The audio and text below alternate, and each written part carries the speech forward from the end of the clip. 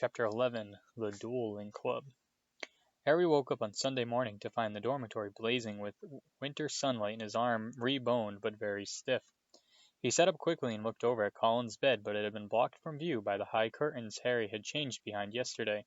Seeing that he was awake, Madame Pomfrey came bustling over with a breakfast tray and then began bending and stretching his arm and fingers. "All in order," she said, as he clumsily fed himself porridge left-handed. "When you're finished eating, you may leave." Harry just as quickly as he could and hurried off to Gryffindor Tower, desperate to tell Ron and Hermione about Colin and Dobby, but they weren't there. Harry left to look for them, wondering where they could have gone to, and feeling slightly hurt that they weren't interested in whether he had his bones back or not. As Harry passed the library, Percy Weasley strolled out of it, looking in far better spirits than the last time they'd met. "Oh, hello, Harry," he said. "Excellent flying yesterday, really excellent. Gryffindor has taken the lead for the House Cup. You earned 50 points. "You haven't seen Ron or Hermione, have you?" said Harry. "No, I haven't," said Percy, his smile fading. "I hope Ron's not in another girl's toilet." Harry forced a laugh, watched Percy walk out of sight, and then headed straight for Moaning Myrtle's bathroom.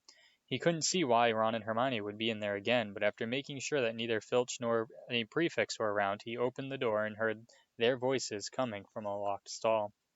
"It's me," he said, closing the door behind him. There was a clunk, a splash, and a gasp from within the stall, and he saw Hermione's eye peering through the keyhole. "Harry," she said, "you gave us such a fright. Come in. How's your arm?" "Fine," said Harry, squeezing into the stall. An old cauldron was perched on the toilet, and crackling from under the rim told Harry that they had lit a fire beneath it. Conjuring up portable, waterproof fires was a specialty of Hermione's.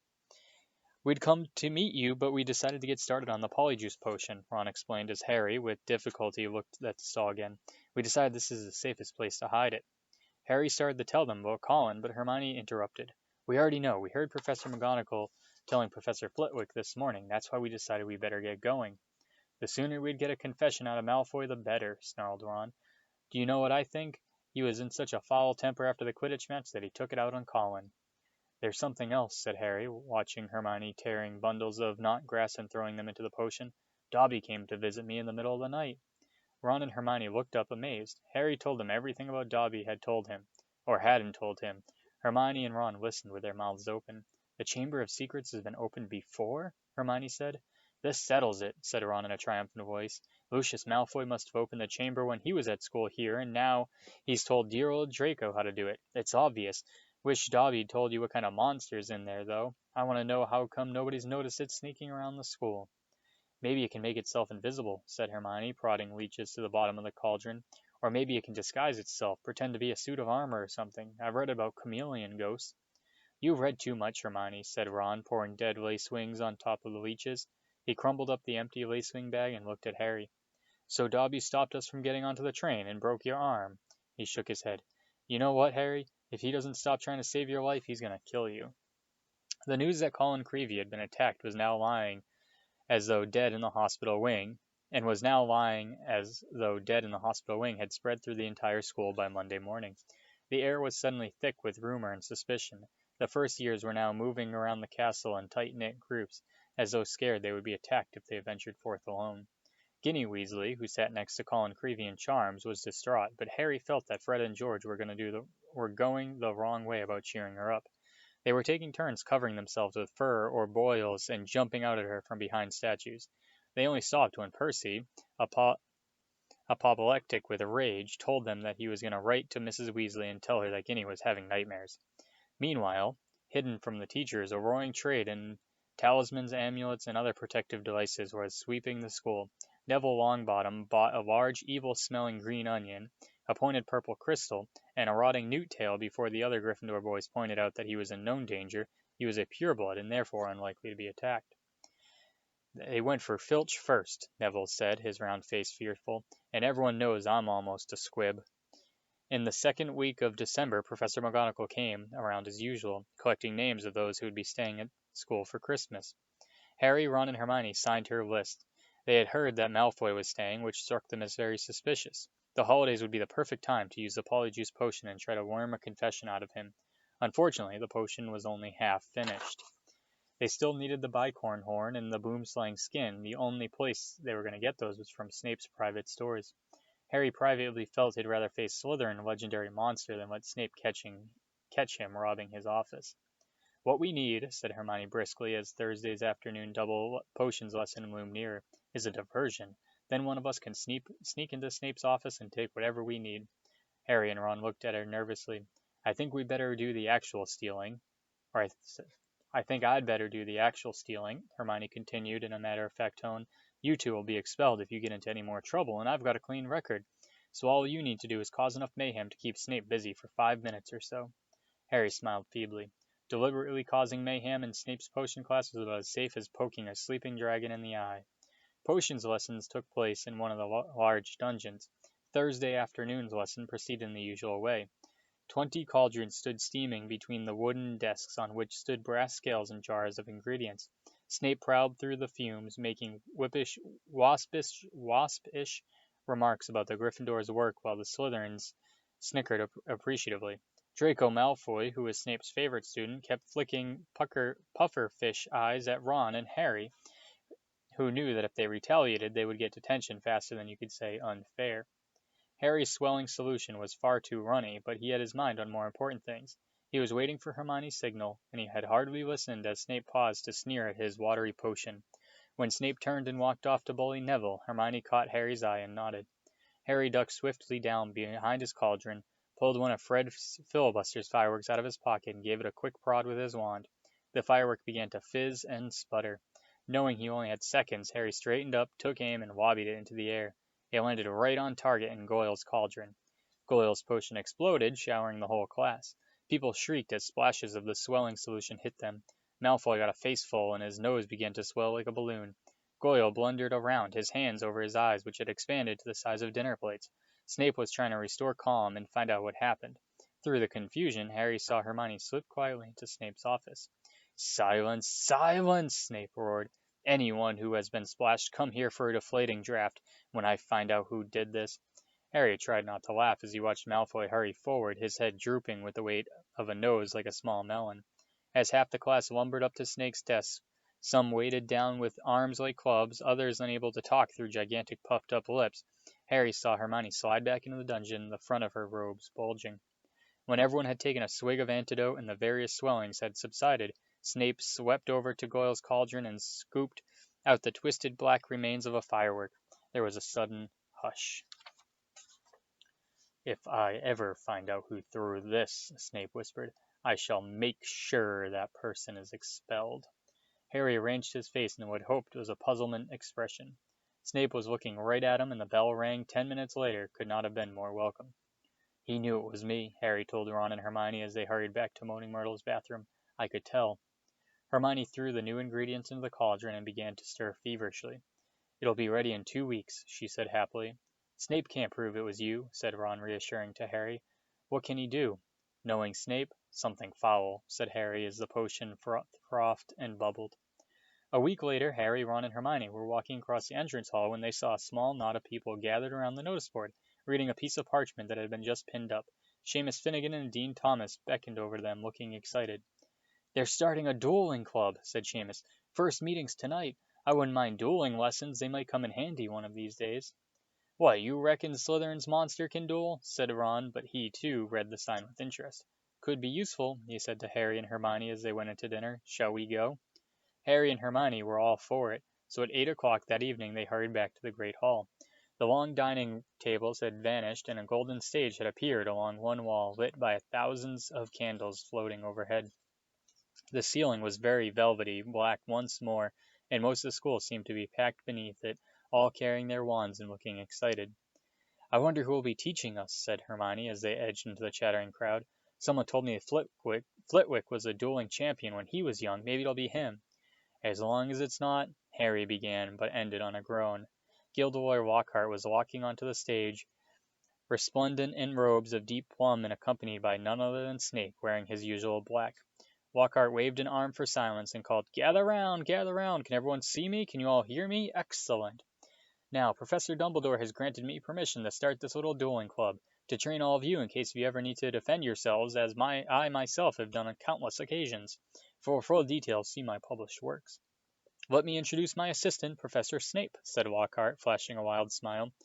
He tells me he knows a little bit about dueling himself and has sportingly agreed to help me with a short demonstration before we begin. Now, I don't want any of you youngsters to worry. You'll still have your potions master when I'm through with him, never fear." "Wouldn't it be good if they finished each other off?" Ron muttered in Harry's ear. Snape's upper lip was curling. Harry wondered why Lockhart was still smiling. If Snape had looking at him the way that he'd been running as fast if Snape had been looking at him like that, he'd have been running as fast as he could in the opposite direction. Lockhart and Snape turned to face each other and bowed. At least, Lockhart did, with much twirling of his hands, whereas Snape jerked his head irritably. Then they raised their wands like swords in front of them. "As you see, we are holding our wands in the accepted combative position," Lockhart told the silent crowd. "On the count of 3, we'll cast our first spells. Neither of us will be aiming to kill, of course." "I wouldn't bet on that," Harry murmured, watching Snape baring his teeth. "1, 2, 3.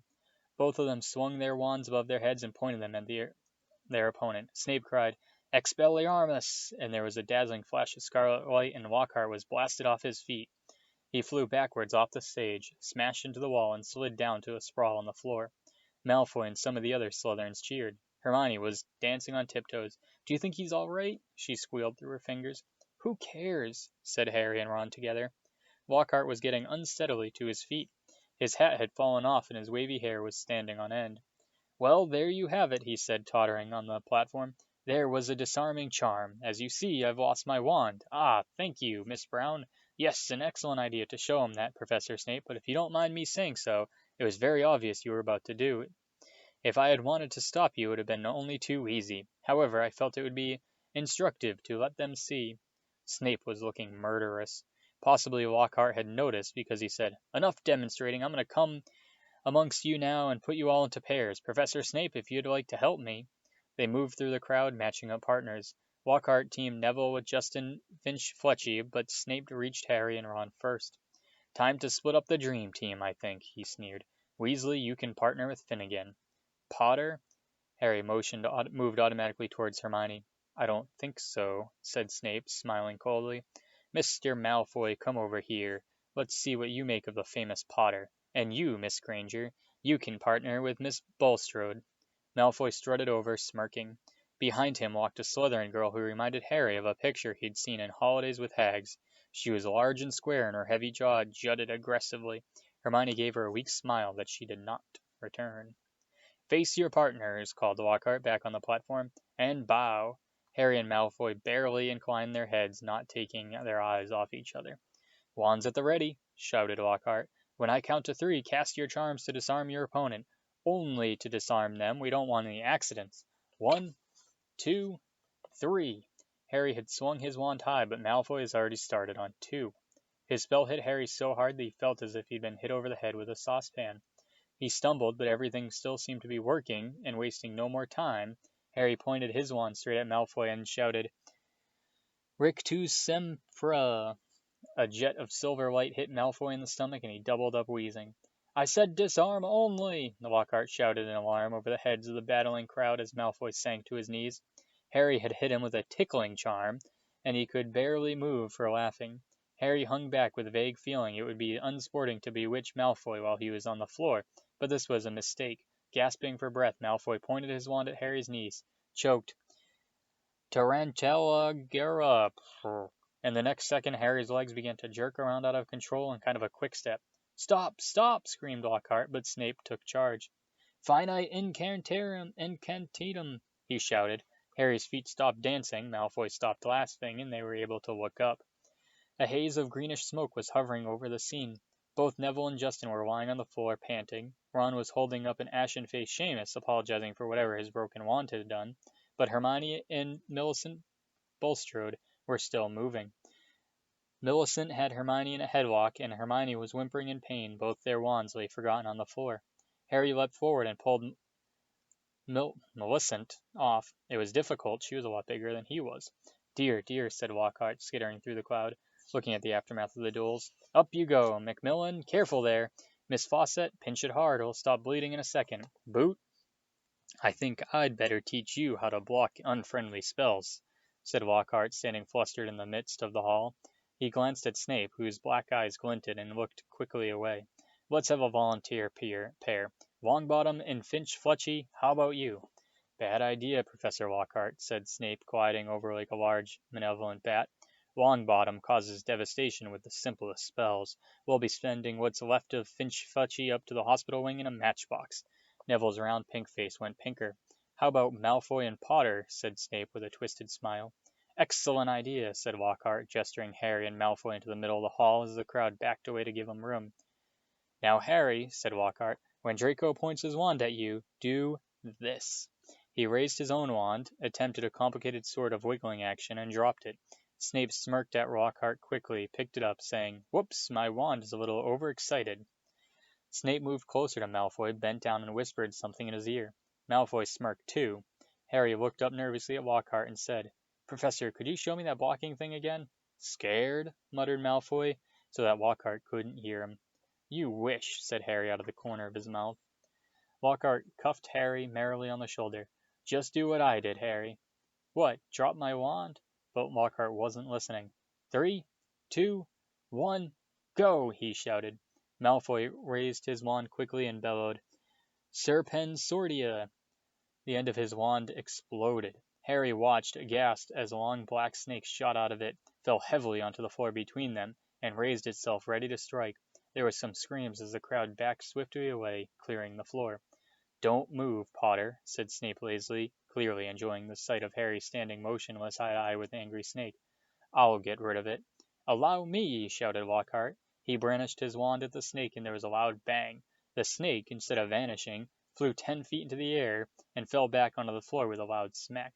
Enraged, hissing furiously, it slithered straight towards Justin Finch-Fletchy and raised itself again, fangs exposed, poised to strike.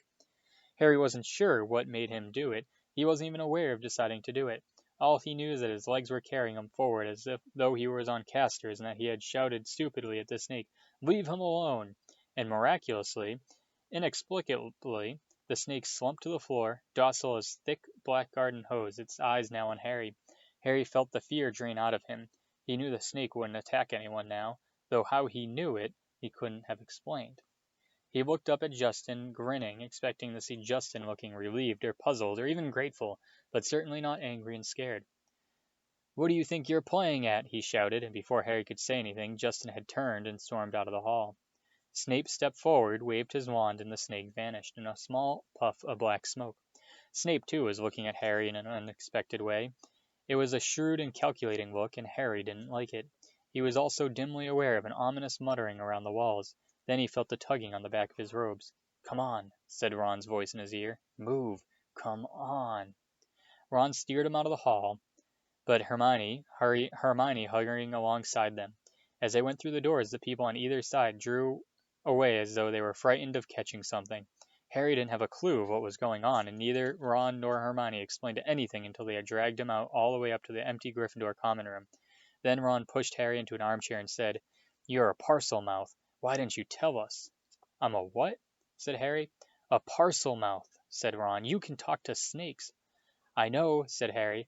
I mean, that's the only second time I've ever done it. I accidentally set a boa constrictor on my cousin Dudley at the zoo once, long story, but it was telling me it had never seen Brazil, and I sort of set it free without meaning to.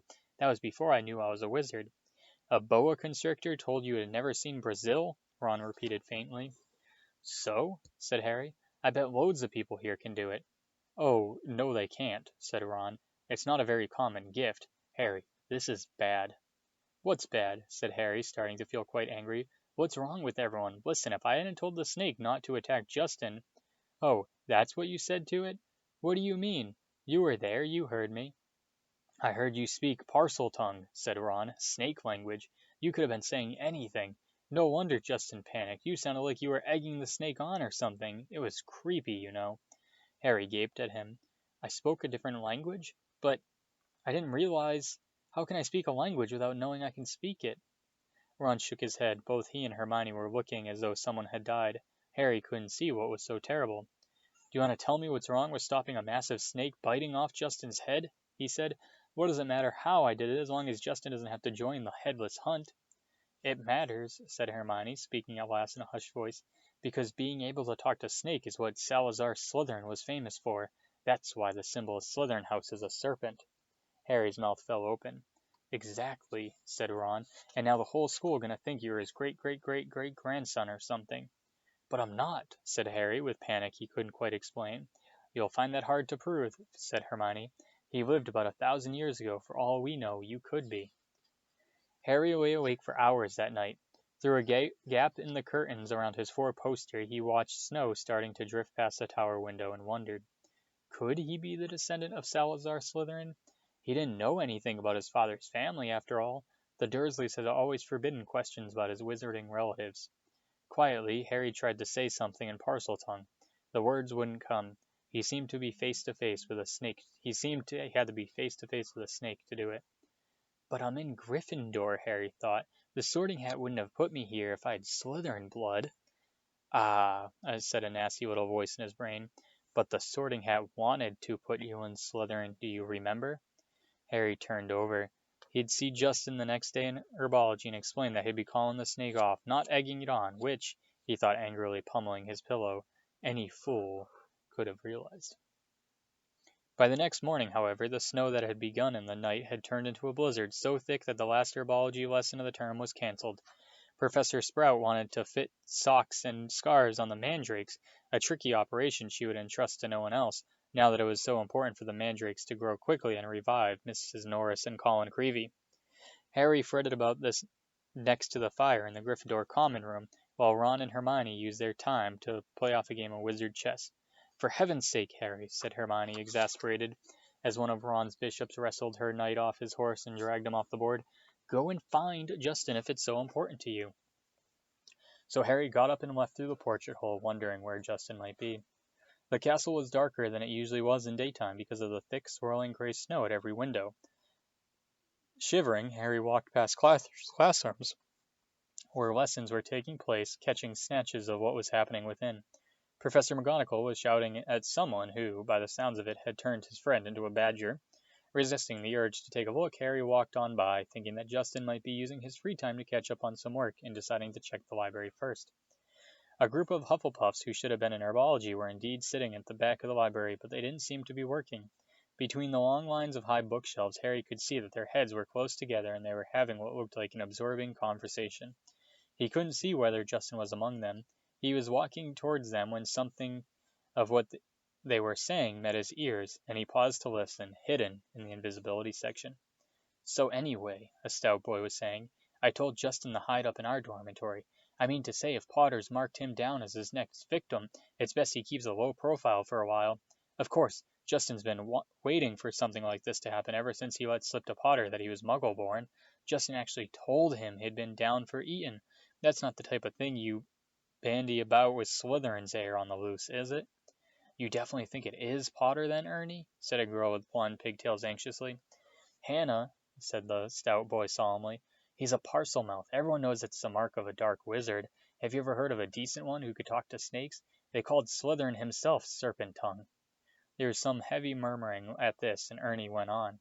Remember what was written on the wall? Enemies of the air, beware. Potter had some sort of run-in with Filch. Next thing we know, Filch's cat attacked. That first year, Creevey was annoying Potter at the Quidditch match, taking pictures of him while he's lying in the mud. Next thing we know, Creevey's been attacked. He always seems to be nice, though, said Hannah, uncertain.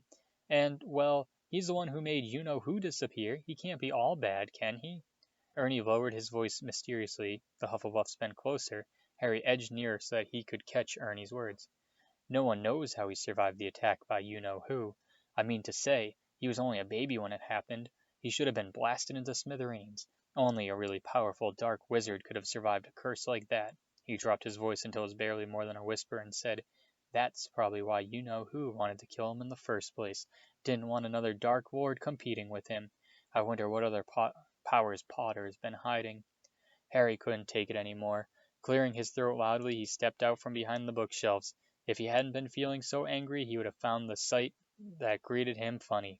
Every one of the Hufflepuffs looked as though they had been petrified by the sight of him, and the color was draining out of Ernie's face. Hello, said Harry. I'm looking for Justin Finch Fletchy. The Hufflepuffs' worst fears had clearly been confirmed. They all looked fearfully at Ernie. What do you want with him? Said Ernie in a quavering voice. I wanted to tell him what really happened with the snake at the dueling club, said Harry. Ernie bit his white lips and then, taking a deep breath, said, "We were all there. We know what happened, or we saw what happened." "Then you noticed that after I spoke to it, the snake backed off?" said Harry. "All I saw," said Ernie stubbornly, though he was trembling as he spoke, "was you speaking Parseltongue and chasing the snake towards Justin." "I didn't chase it at him," said Harry, his voice shaking with anger. "It didn't even touch him." "It was a very near miss," said Ernie. "And in case you're getting any ideas," he added hastily, "I might tell you that you can trace my family back through 9 generations of witches and warlocks, and my blood's as pure as anyone's, so—" "I don't care what sort of blood you've got," said Harry fiercely. "Why would I want to attack Muggleborns?" "I heard you hate those Muggles you live with," said Ernie swiftly. "It's not possible to live with the Dursleys and not hate them," said Harry. "I'd like to see you try." He turned on his heel and stormed out of the library, earning himself a reproving glare from Madame Pince, who was polishing the gilded cover of a large spellbook. Harry blundered up the corridor, barely noticing where he was going, he was in such a fury. The result was that he walked into something very large and solid, which knocked him backwards onto the floor. "Oh, hello, Hagrid," Harry said, looking up. Hagrid's face was entirely hidden by a woolly, snow-covered baklava.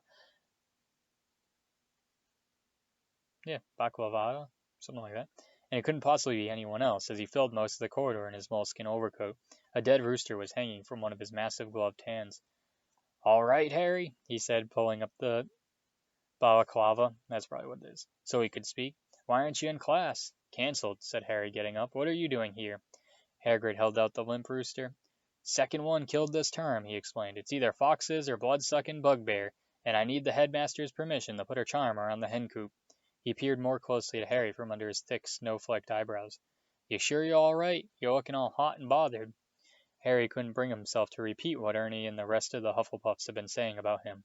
"It's nothing," he said. "I better get going, Hagrid. It's Transfiguration next, and I gotta pick up my books." He walked off, his mind still full of what Ernie had said about him. Justin's been waiting for something like this to happen ever since he let slip to Potter that he was Muggle-born. Harry stamped up the stairs and turned along another corridor, which was practically dark. The torches had been extinguished by a strong icy draft that was blowing through a loose window pane. He was halfway down the passage when he tripped headlong over something lying on the floor. He turned to squint at what had fallen over, and felt as if his stomach had dissolved. Justin Filch Fletchy was lying on the floor, rigid and cold, a look of shock frozen on his face, his eyes staring blankly at the ceiling. And that wasn't all. Next to him was another figure, the strangest sight Harry had ever seen. It was nearly Headless Nick, no longer pearly white and transparent, but black and smoky, floating immobile and horizontal 6 inches off the floor. His head was half off, and his face wore an expression of shock identical to Justin. Harry got to his feet, his breathing fast and shallow, and his heart doubling, a kind of drummel against his ribs. He looked wildly up and down the deserted corridor and saw a line of spiders scuttling as fast as they could away from the bodies. The only sounds were the muffled voices of the teachers from the classes on either side. He could run, and no one would ever know he'd been there. But he couldn't just leave them lying there. He had to get help. Would anyone believe he hadn't anything to do with this? As he stood there, panicking, a door right next to him opened with a bang. Peeves, the poltergeist, came shooting out. "Why, it's Potty wee Potter!" cracked Peeves, knocking Harry's glasses askew as he bounced past him. "What's Potter up to? Why's Potter lurking?" Peeves stopped halfway through a mid-air somersault. Upside down, he spotted Justin and nearly Headless Nick. He flipped the right way up, filled his lungs, and before Harry could stop him, he screamed, "Attack! Attack! Another attack! No mortal or ghost is safe! Run for your lives! Attack!" Crash, crash, crash! Door after door flew open along the corridor, and people flooded out. For several long minutes there was a scene of such confusion that Justin was in danger of being squashed, and people kept standing in nearly Headless Nick. Harry found himself pinned against the wall as the teachers shouted for quiet. Professor McGonagall came running, followed by her own class, one of whom had still black and white striped hair. She used her wand to set off a loud bang which restored silence and ordered everyone back into their classes. No sooner had the scene cleared somewhat than Ernie the Hufflepuff arrived, panting, on the scene. "Caught in the act!" Ernie yelled, his face stark white, pointing his finger dramatically at Harry. "That'll do, Macmillan," said Professor McGonagall sharply. Peeves was bobbing overhead, now grinning, wickedly surveying the scene. Peeves always loved chaos. As the teachers bent over Justin and nearly Headless Nick, examining them, Peeves broke out into song. "Oh, Potter, you rotter! Oh, what have you done? You're killing off the students, you think it's good fun." "That's enough, Peeves!" barked Professor McGonagall, and Peeves zoomed away backwards with his tongue out at Harry. Justin was carried up to the hospital wing by Professor Flitwick and Professor Sinistra of the astronomy department, but nobody seemed to know what to do for nearly headless Nick. In the end, Professor McGonagall conjured a large fan out of thin air, which she gave to Ernie with instructions to waft nearly headless Nick up the stairs. This Ernie did, fanning Nick along like a silent black hovercraft. This left Harry and Professor McGonagall alone together. "This way, Potter," she said. "Professor," said Harry at once, "I swear I didn't." "This is out of my hands, Potter," said Professor McGonagall curtly. They marched in silence around a corner, and she stopped before a large, extremely ugly stone gargoyle. "Lemon Drop," she said. This was evidently a password, because the gargoyle sprang suddenly to life and hopped aside as the wall behind him split in two. Even full of dread for what was coming, Harry couldn't fail to be amazed. Behind the wall was a spiral staircase that was moving smoothly upward like an escalator. As he and Professor McGonagall stepped onto it, Harry heard the wall thud close behind them. They rose upward in circles, higher and higher, until at last, slightly dizzy, Harry saw a gleaming oak door ahead, with a brass knocker in the shape of a griffin. He knew now where he had been taken. This must be where Dumbledore lived. End chapter 11.